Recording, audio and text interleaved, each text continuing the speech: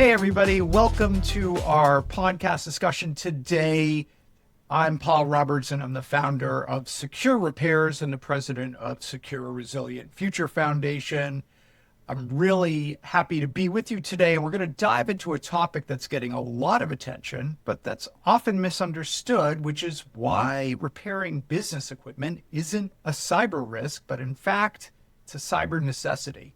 So we know conversations about right to repair often focus on consumer devices like smartphones and home appliances, but the market for business technology is massive, estimated at $6.7 trillion annually. And even in Colorado, the state where we're talking today, tech sector is huge and supports around 300,000 jobs, pretty big chunk of the state's GDP. But as businesses and critical infrastructure rely more than ever on connected systems, servers, routers, switches, firewalls, the ability to service, maintain, and repair that equipment safely and securely is essential for the resilience and security of businesses and communities. As it turns out, Colorado is the only state in the union with a robust right to repair law that extends to B2B or business-to-business sales and technology. That law is going to take effect on January 1st, 2026, and it promises big returns for Colorado businesses, both in terms of lowering the costs of maintaining IT infrastructure and helping to keep it secure from intruders. But some big corporations are lining up to try and claw back that basic right to repair B2B equipment, and they're citing cyber risks to critical infrastructure as a reason to do so. We're here to help you understand the actual nature of modern cyber threats facing businesses in Colorado and elsewhere, as well as critical infrastructure, and why a right to repair is a security benefit to Colorado. So with me here in the studio, I have three noted experts from the Centennial State, and I'm going to let them introduce themselves and tell you where in Colorado they're from. So Billy, let's start with you. Hey, I'm Billy Rios. I live in Highlands Ranch, so love it here in Colorado.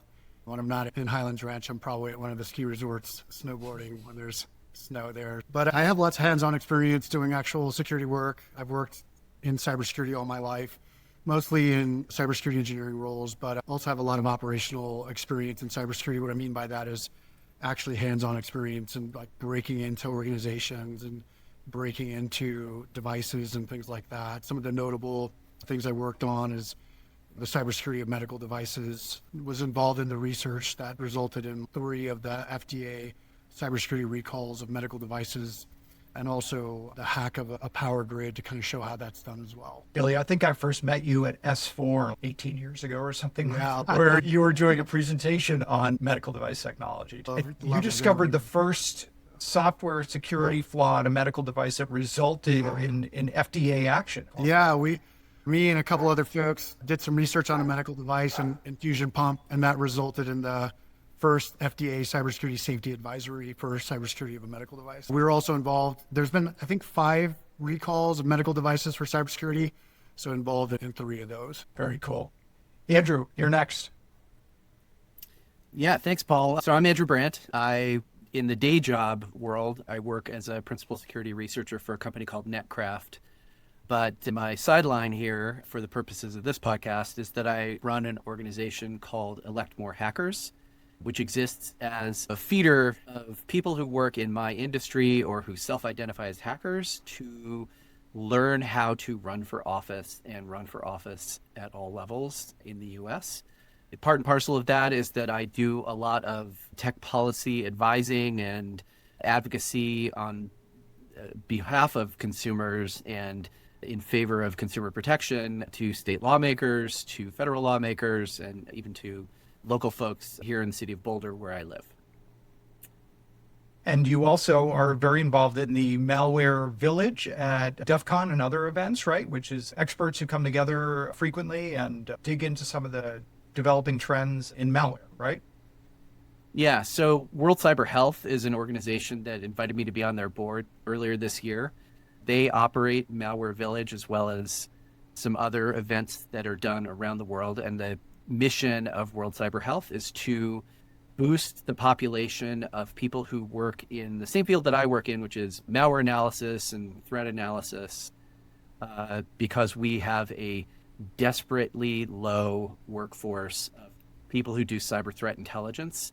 And we need more of those folks. So we exist as an operation to introduce people to the idea that they could be malware analysts.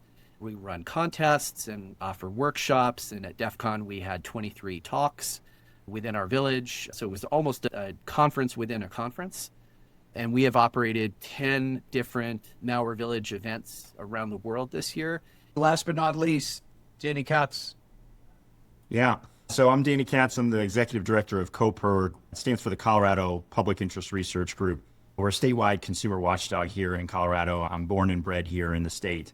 And I've had the privilege of being able to do this work for over 20 years as both an organizer and an advocate for good public policy that helps improve the safety and the health of everyone here in Colorado and allows them to pursue their own happiness and well-being. And so Right to Repair really fits solidly in there, ensuring that people have the ability to fix their stuff. In the last 3-4 years, we have helped pass 3 different Right to Repair laws, extending these protections to people who have powered wheelchairs and other handicap equipment, agriculture equipment, and soon, coming January 1st, as you said, the broader consumer and business electronics space. So really excited to be here and make sure we're educating people as that law is about to take effect. Danny, I'm going to start with you because you not only have been involved in promoting those Right to Repair laws, you've actually done a fair amount of research on your own into this topic of business repair. We all understand what getting our dishwasher fixed is, or bringing our smartphone to get the screen replaced. We're all pretty comfortable with that. When we're talking about business repair, maybe give us a picture of what that entails and what types of repair services businesses need for their IT equipment and other stuff that they use to run.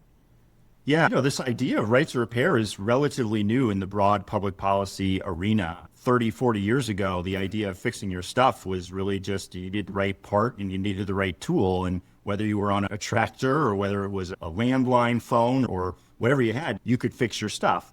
And it's been part of our culture, I think, for centuries. You want to get the most out of the things that you buy. You want to get the most value out of them. That's going to save you money. You also want to make sure that you have options for fixing stuff. Some people like to take things back to the original manufacturer. Other people trust their uncle or the guy down the street or an independent repair shop. And so I think for a long time, we just had a whole market, a whole environment of lots and lots of people who were able to fix their stuff. But as more and more things come with the software and embedded in it, as we have more and more items that are quote unquote smart items, it makes it so that manufacturers just have more tools to be able to limit how we're able to repair our stuff. And it makes sense that why they would want to do that. If they can sell you something and make some money there, but then they can also limit how you repair it and who you go to repair it, then that's a money-making opportunity. So it makes sense that they've tried to corner that repair market.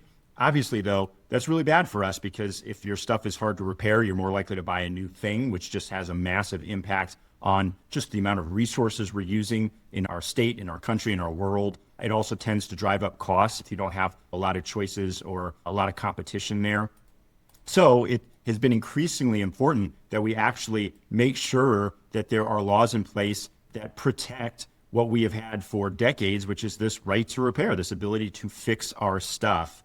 And again, when I talk about this with people, they tend to think about it in terms of their computers, their cell phones, but increasingly it's our refrigerators, it's our blenders. More and more of these things come with the need to access not just a tool and a part, but to actually access documentation, to actually access firmware and codes that are needed to be able to repair them. And so it's been really important that we do this work. And as you mentioned before, you think of businesses. I mean, businesses are relying on more and more technical equipment, including servers. And so it seems like not only is this important for an average everyday consumer, but for businesses, this is wildly important. And I think Colorado is going to be a great place to do business once this law goes into effect because it's going to give people a lot more options.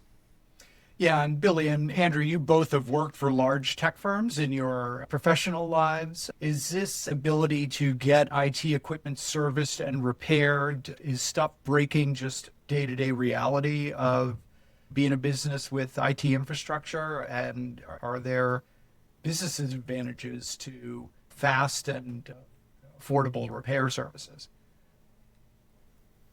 Yeah, I'll go first. Worked for some large high-tech companies, Microsoft and Google, and it's a reality that you have all this equipment there, and of course it's going to break. In my roles at these companies, I was more of a cybersecurity engineer and a program manager. And so, to be honest, what we needed to do is take a look at some of this hardware, especially that we're buying, and make sure that it didn't have things that we didn't want, right? So we didn't want any kind of undocumented features. We wanted to make sure that we understood what the security risk exposure was, right? If we're going to deploy routers and switches and IoT devices, smart locks and smart lights and things like that into our data centers at Google or Microsoft, we wanted to make sure we understood exactly how those things worked, right? And a lot of that was examining and figuring out from a technical perspective what those exposures were.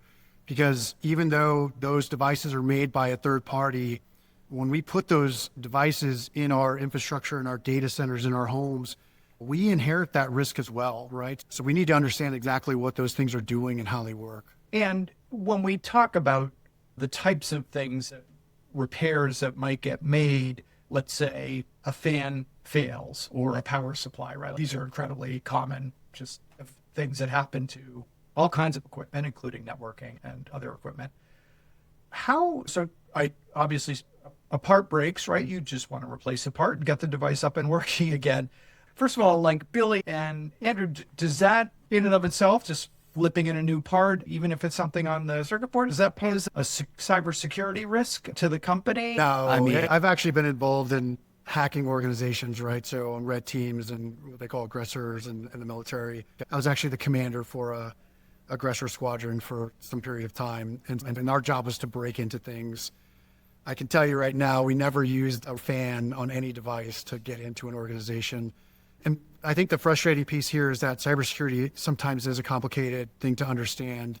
And some people use that complicated kind of nature of cybersecurity as an excuse to either do things or not do things, right? And when I see those things, it's actually pretty frustrating because it detracts from what's actually really important, right? In most cases, when we're breaking into an organization, we're targeting people. We're targeting employees. We're sending them phishing emails. We're getting the people to do something. I won't say you can never use a repair part to get access to an organization, but it's something that I've never done, and I've been doing this for 25 years of my entire adult life, right? So I think those pieces are definitely overblown. It's not the preferred mechanism or approach used by real hackers.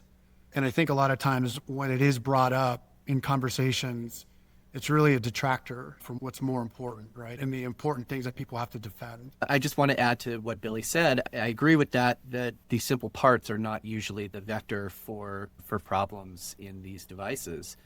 So I recently was working at a company called Sophos, which makes firewalls. And those firewalls have from time to time had security vulnerabilities that were exploited by threat actors, and those needed to be repaired through the use of software patches. I do find that there is a problem right now across the board in that security appliance industry, that there are the discovery and abuse of these firewall bugs at a growing and increasing cadence and pace, exceeding the ability of the companies to find and fix those problems. When I was at Sophos, we had a person who was submitting bugs to our firewall bug bounty program, and the very next day after those bugs were being reported, we were the targets of nation state attacks that were targeting all Sophos firewalls everywhere using those bugs. And it does become a huge problem when you just can't keep up with the pace of new attacks targeting your products. At a certain point, software patches and those kinds of repairs, they are essential, and it is completely within the purview of the company that makes those firewalls when and whether to patch certain devices.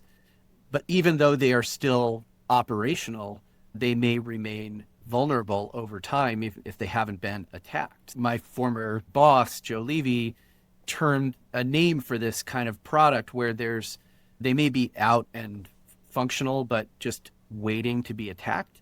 He called them digital detritus. And there is just a growing volume of these vulnerable devices. They're just floating around. They're locked in some closet somewhere where no one knows where they are.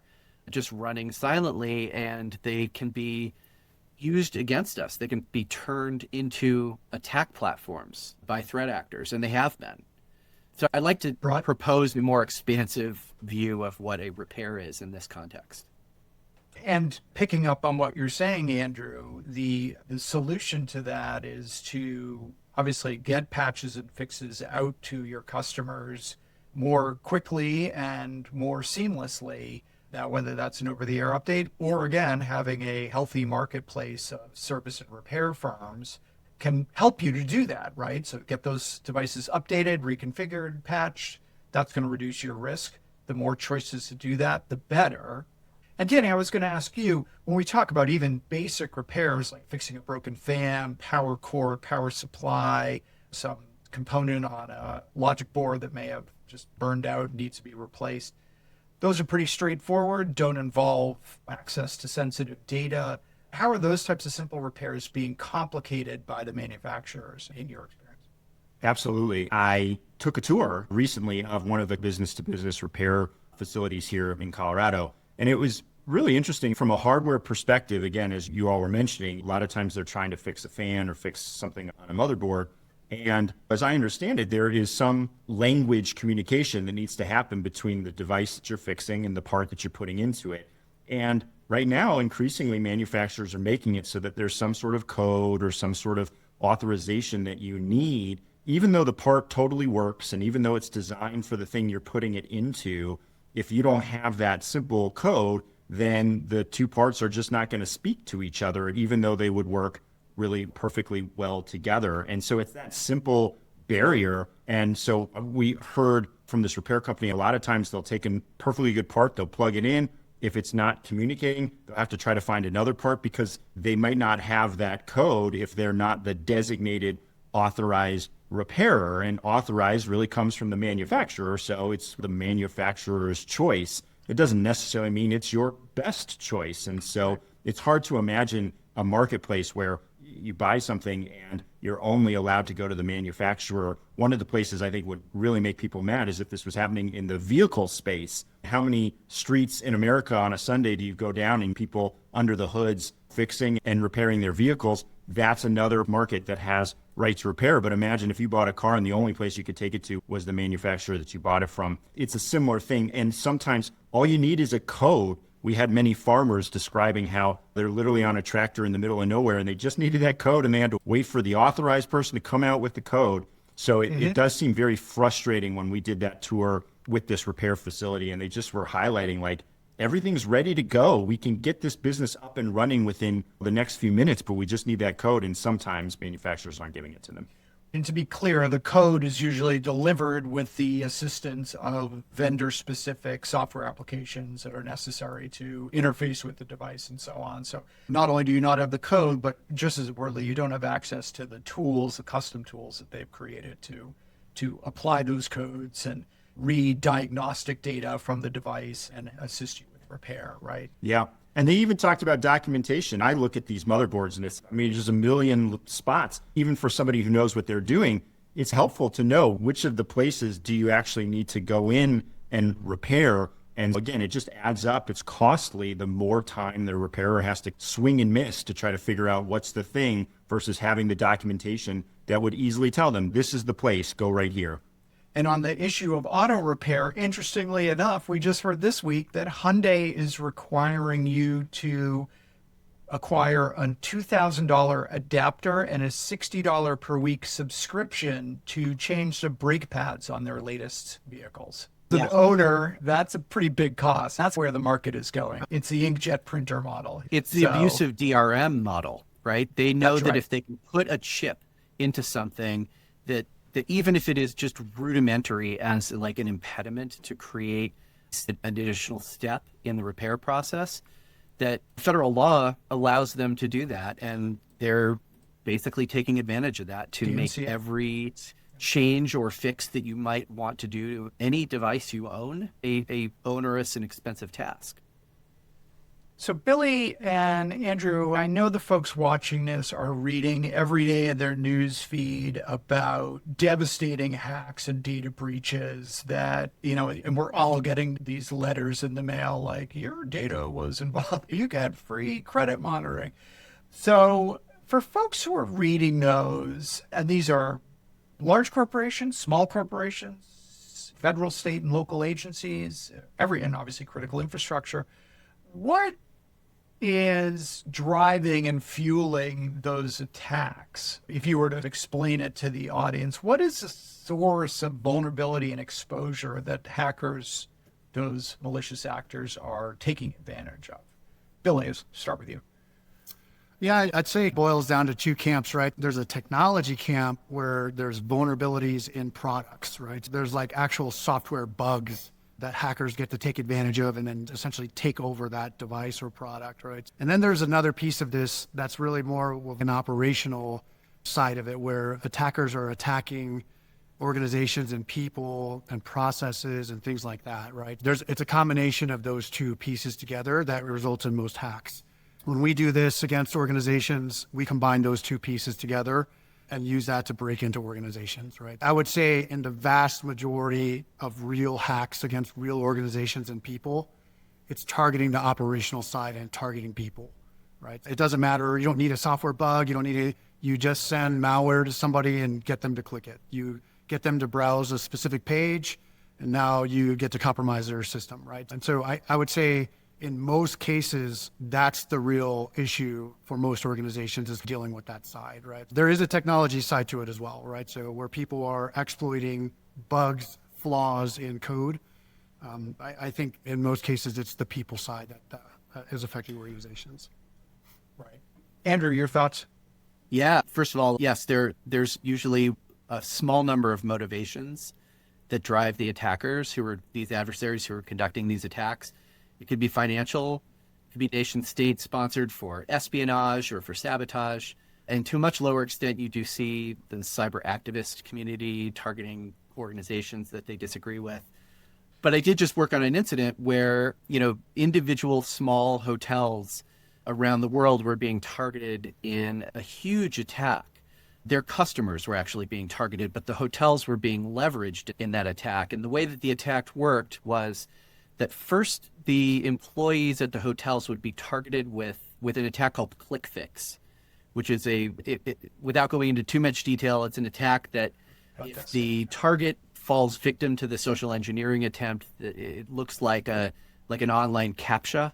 That's something that's trying to prove that you're human on a web page, that they can end up with malware on their machine. So imagine a hotel manager or someone in the back office of a hotel getting hit with this, and their computer, which is used to manage reservations, both that come through their hotel and through third-party services, come through that computer. And once that password is stolen from that computer, the attackers have access to, for example, the list of all the people who have reservations at those hotels, and they can target those people with a phishing attack that looks like the hotel requesting a copy of their credit card in advance. And that was what the attack that we saw happening starting at the beginning of this year. And the attackers had registered more than 4,000 different domains to use to lure people into going to these phishing attacks. And then we discovered that the back end of this reservation system that all these hotels were using had been compromised by this malware attack. So if you imagine this attack chain and how complicated that is, but it was incredibly lucrative. Like, they are successfully able to capture people's financial details. People are handing it over to these attackers because they know so many details about their hotel reservation that's upcoming, including the dates of stay, the name of the hotel, how much their reservation is for. And so it's incredibly effective lure for the victims to just see all of this information that they know is correct and be like, oh, okay, they must just be needing my credit card. And picking up what both of you were saying, Billy and Andrew, one thing, Billy, you were like, the attacks generally, the point of the sphere is really what we call layer 8, right? The attacks on people, on your employees or on individuals to get access. I look at it like That's about getting your foot in the door as an attacker, right? Getting in that front door. And then you can imagine breaking into a house where everything is locked down in a safe and so on. Okay, I'm in the house, but I got access to nothing.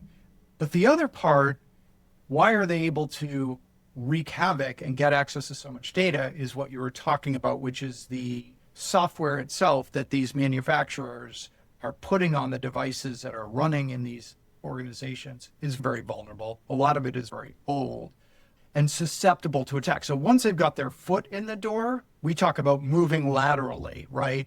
Yep. It's a very fertile ground for them to compromise and hack devices within these organizations, get access to data, and so on and so forth. Is that a good way to think of it, Billy?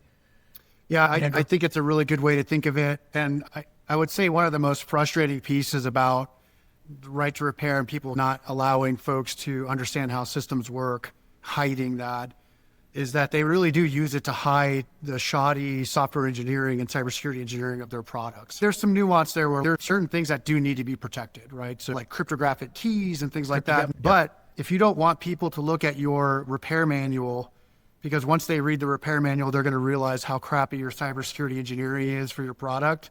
That's not a good reason to hide that. And a lot of people are using it as an excuse to not provide that so people can understand how their products work and what they need to do to secure themselves from the shoddy engineering. So yeah, it's pretty rampant. And a lot of organizations, I think, understand this. I know, like I said, when I was at Google, when I was at Microsoft, we would buy products. We would not trust them. We would try to spend some time to understand how these products worked. A lot of times the manufacturers just wouldn't cooperate and give us the data that we needed. So we're going to figure it out anyway. We're going to figure out how the device works. We're going to figure out where some of the issues are with the things that we purchased. And that way we can actually mitigate the risk in our own organizations against those things. And it's a long-winded way to understand this. And if you're an organization like a Microsoft or Google, maybe you can spend the resources in figuring this out, which they certainly did. They threw a lot of talented security researchers at these products. But if you're not, maybe you don't have the resources to figure this out. And it would just be better and more efficient if the manufacturer just gave you this data and said, hey, this is how our product works. These are the inherent risks with our product, right? So you can understand it and mitigate that inside. Right. And to be clear, and Jay, I'm looking at you on this as well, Billy, Andrew, are you familiar with any prominent cybersecurity breaches that resulted from schematic diagrams or service manuals or diagnostic software? Is that an attack path? I would say this: if your security engineering relies on the fact that you don't want someone to get a manual and read a page in a manual, that's bad security engineering. And you can blame, they got access to the manual. It's not the manual's fault. There's lots of good cybersecurity engineering that you can have in your products and in your software to where even if someone gets every service tool, every manual, even if they get the source code, you can still have robust cybersecurity engineering in your product and software. So like I said, it's frustrating when someone says, we need to protect this from a cybersecurity standpoint. It's no, you're trying to make it so people can't read these manuals so that they don't uncover that your cybersecurity engineering is actually really bad, right? Yeah, I would actually argue, because I heard you say security through obscurity before, and I would argue that there isn't even any obscurity involved in putting something in like a manual, any kind of documentation. So let's just do a couple explainers here. I'm thinking about terms that our listeners might be hearing a lot from folks on both sides of issues like right to repair. One of those terms is firmware, and it might be a term that's not that familiar. I don't know, Billy or Andrew, can you just give a quick overview? What are we talking about when we're talking about firmware? And does firmware in and of itself contain vital or sensitive information that it requires it to be kept from independent repair people or by the device owners themselves? Yeah, I think when you look at a device, let's say a smart refrigerator, the actual logic, the way that the refrigerator works is actually software. It's code that someone wrote. And normally when that software gets loaded on a device, like a refrigerator or like in a car, instead of calling it software, we call it firmware, right? So really, when we say firmware, the easiest way to understand is really it's just a program. And it goes back to what we talked about earlier, right? What's in the firmware? It's how the device works. And so the firmware for a refrigerator is how the refrigerator works, like how it cools and when the light comes on, when you open the door, things like that, right? And it's got that logic in there. And I know that some places don't want people looking at the firmware because there might be bugs in there, right? There might be software flaws in there, right? So if people that wrote that code, they're human, right? And sometimes they make mistakes. And so there's issues with the software that they wrote, right? And so that's a natural kind of part of software development. That's why we have update processes. And so sometimes people are saying like, hey, I don't want people to look at the firmware. I don't want people to look at my program because they might discover security issues. Yeah, it's really bad when manufacturers try to use a security argument to prevent access to people who are relevant to want to know what is running on that firmware to be able to get access to that. And again, I can't help but I point back to the example of firewalls. So firewalls are basically, they look like these specialized boxes, but they're usually just Linux computers with operating systems running on them. And in the case of the research that I published last year and that I talked about at Black Hat earlier this year, these firewalls are constantly being probed for vulnerabilities. So whether or not you want to protect your firewall from being accessed by adversaries, they're going to get them anyway. And it offers no protection to keep the valid information out of the hands of customers of those products, or at least like large companies like Microsoft or Google, even though they might have security teams that probe those devices. Even they are not necessarily going to have the engineering skill of 1,000 people in the People's Liberation Army who are basically spending 24 hours a day poking at it to find vulnerabilities. So yeah, it's very counterproductive for vendors of any product that has some kind of firmware in it to pretend that the firmware itself is some kind of security control. Hiding the fact that the firmware exists is not going to prevent adversaries from getting access to it and poking holes in it. Yeah. I actually want to touch on something that Andrew talked about here. I think like a common reason that we hear is manufacturers don't want attackers to get access to manuals or attackers to get access to firmware.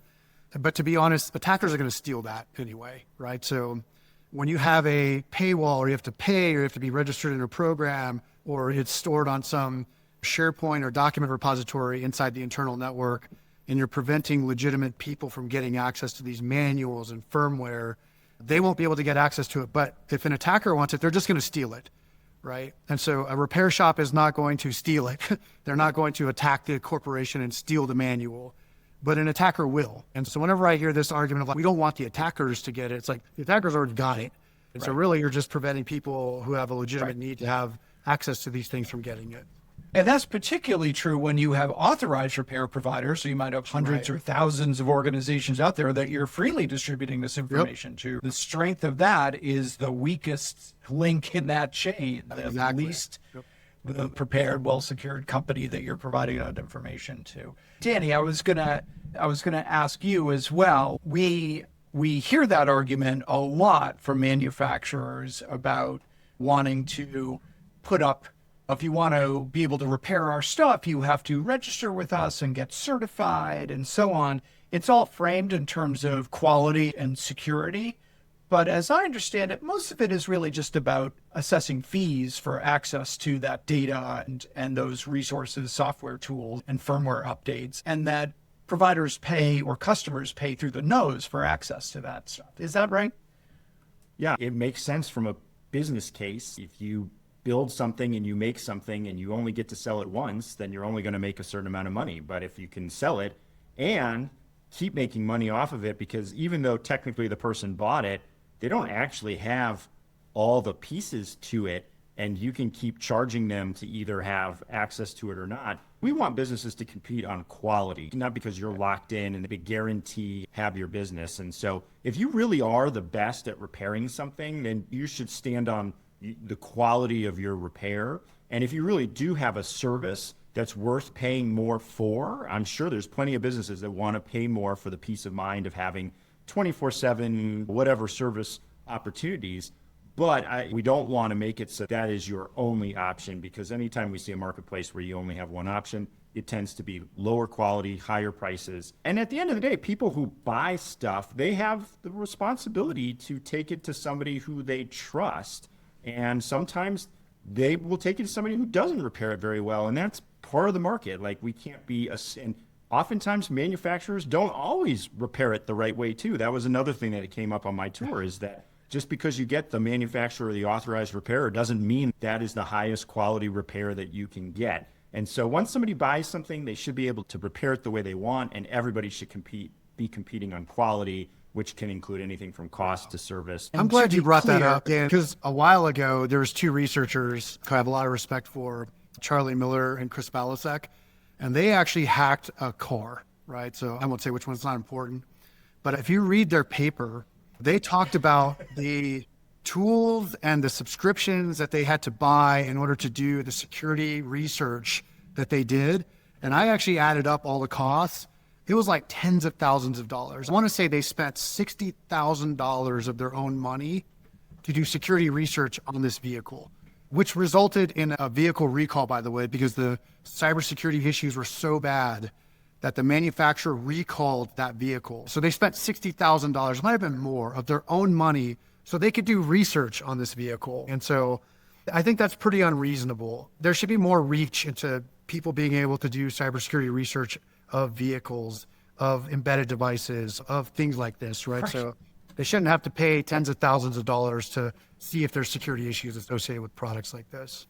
This is a good place where to bring up the villages at DEF CON. So there's now 5 or 6 different villages that cover different aspects of embedded system software and seeking out vulnerabilities. So there is an auto village, right? There's car hacking village. There's aerospace village, which is looking at hacking satellites in space and rockets. There's IoT village, which is looking at all sorts of other kinds of internet connected devices. There's the voting village, where people are tearing into machines that are used for tallying and counting ballots during elections. All of these villages are doing important work at finding and publicly reporting on the vulnerabilities that they discover, privately in some cases to the manufacturers so they can fix them, and publicly in some cases because the public has the right to know that they are running a risk using certain devices. And these villages are incredibly important. They serve an important civic duty that is not satisfied by the standard industry practices that have been the case for so long. Back to the terminology. So we talked about firmware. I think the other term that's going to get thrown around a lot, particularly in regard to business right to repair, is critical infrastructure. And Billy, you actually, in your work in the military and after that, have a lot of experience plumbing vulnerabilities in critical infrastructure. So I would just ask you, how should we understand what critical infrastructure is, and also the cyber threats affecting critical infrastructure? Yeah, it's an interesting question. The cyber operations squadron that I commanded was actually focused very much on critical infrastructure. And so when I first started, critical infrastructure referred to things like power generation and water treatment facilities and things like that, right? So in fact, one of the missions we did was an attempt for one of the teams that we had that I led to actually try to break into the power grid, right? And so when you hear this term critical infrastructure, that's normally what people think about. What's interesting though is that the government, the federal government, actually has like a definition for what critical infrastructure is, right? And there's like 12 different pieces of what's considered critical infrastructure. And if you're on this list of critical infrastructure, then that entitles you to certain types of like government support, and can the military work on some of your systems or review them, things like that, right? Now it includes a lot of things other than like power generation and water treatment facilities.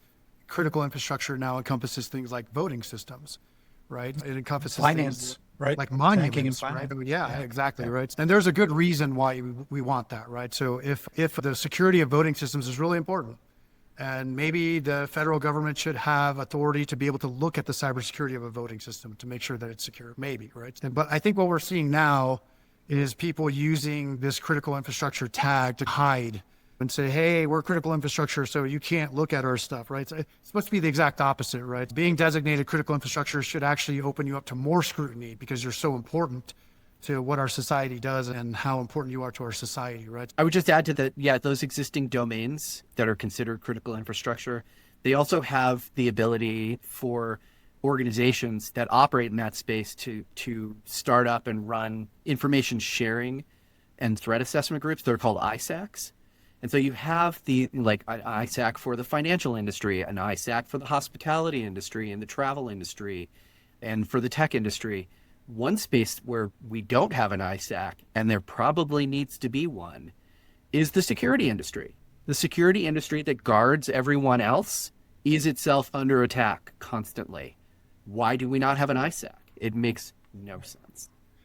There is this sort of blurring that's going on, right, where companies are basically saying, if we sell product to critical infrastructure providers, then our technology is critical infrastructure.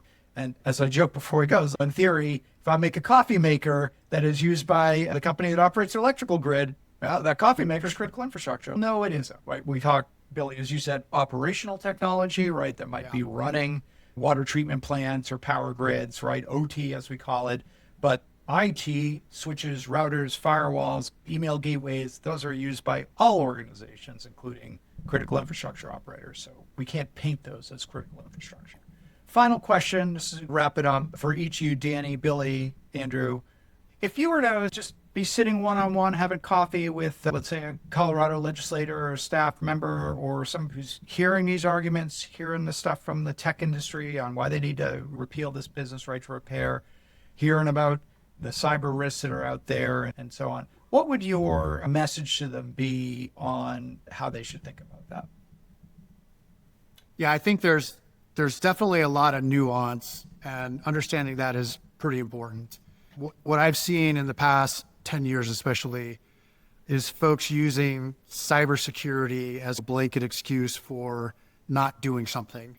And unfortunately, the cybersecurity domain is so complicated to where a lot of folks don't understand exactly how it works, nor do they need to. But because they don't understand, they're basically being taken advantage of. And I think having some resources that they can go to help them understand those nuances, where the prioritization should be, and to be honest, whether they're being lied to. Let's just be honest, like when someone says, we can't do this because cybersecurity, and they're taking advantage of a little nuance or what they're saying is not true, it's a lie, right? And the only reason they're getting away with this is because cybersecurity is difficult to understand, and maybe the person they're talking to doesn't understand cybersecurity. So I would say to have resources available to help people understand exactly what they're being told and whether it's the truth is pretty important. Andrew. Yeah, I'd love to echo that. As part of the role of Elect More Hackers is it exists as a resource for lawmakers who are dealing with technology issues to come to people who have no skin in the game to ask for honest opinions and to be able to share with them information about what the threats landscape really looks like in ways that lawmakers can understand. And yeah, I would just say, please, like, there are people other than the lobbyists for the big tech firms that hang around inside the State House. Like on that second floor lobby, there is usually during the legislative session, like a wall of people like with their laptops just like hanging around, literally waiting for lawmakers to come out of their offices or out of committee hearings and to hound them all the way from one place to another. There are resources beyond those people that basically follow you around. And I hope that they would please reach out to us. We want to help. We want to offer guidance because I think that there is a general sense in the tech industry, and especially amongst cybersecurity folks that I talk to, that our lawmakers don't know enough and they don't seek out enough competent counsel from people who do know. And there's a lot of frustration among tech folks about that. And we just want to help. We want to help them make better, smarter, consumer-friendly decisions. So please reach out to us. We want to help. Really great. Thank you, Andrew. Danny, I'm going to end with you. What are your thoughts and advice to the folks watching this? Yeah, it's always been common sense to me that if you have more options, then you're going to probably have better options. The more options you have, the more likely it is you're going to have higher quality ways to fix stuff. The more likely it is you're going to have ways to save some money. The more likely it is you're going to get your stuff fixed more quickly, and you're going to be able to get more longevity out of the things that you buy. So that's always felt like common sense to me. But I am a kid from the 90s, and I saw plenty of movies where some nefarious person snuck into a building with a little thing, and they plugged it into the computer and downloaded all the information. And so it's very easy to fall victim to this idea of these things are set up, and if one bad person gets access to them, then you're totally screwed. And so we just need to say no to everything. And it's conversations like this that make me even more confident that the law that's going into effect on January 1st that will ensure that repair specialists and people who own this equipment will be able to repair their stuff and not create any new vulnerabilities. It seems that is now more and more common sense to me, overcoming those 90s hacker movies that I saw. Excited to be a part of this conversation, and I hope more people will watch this.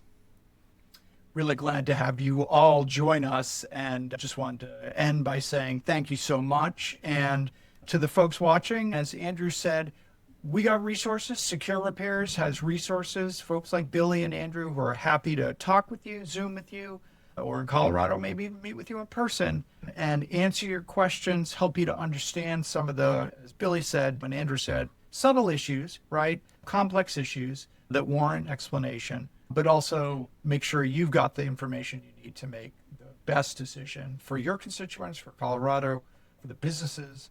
And so I hope you'll take advantage. Secure Repairs is our organization, secureRepairs.org. And maybe we'll come together and do this again. Danny, Billy, Andrew, thanks so much. Yeah, thanks, Paul. Yeah, thanks. Thank you.